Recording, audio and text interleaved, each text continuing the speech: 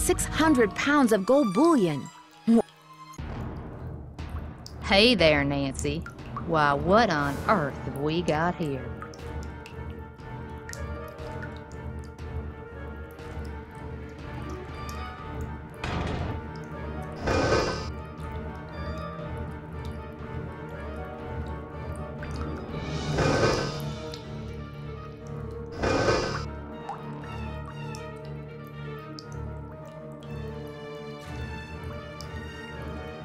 There's plenty of gold. Let me out of here, Nancy!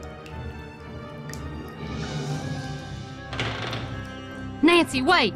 Let's talk about this. This can just be our little secret. You scratch my back, I scratch yours, remember? Nancy! The gold's all yours, Em. Enjoy it while you can.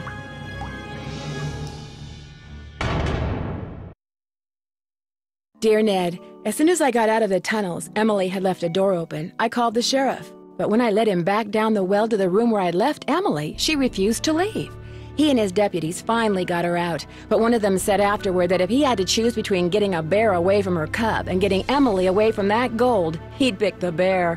What's worse, by the time they took Emily away, the place was swarming with reporters from all over the country. The commotion has scared away every bird for miles. I'm pretty sure Red Knot would like to strangle me.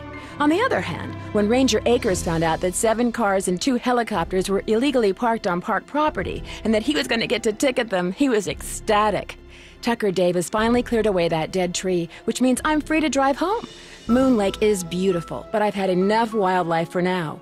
Which reminds me, did I mention that those 4 ghost dogs are actually very sweet? They're so sweet, in fact, that Sally is seriously thinking about adopting them. How's that for irony? Ever yours, Nancy.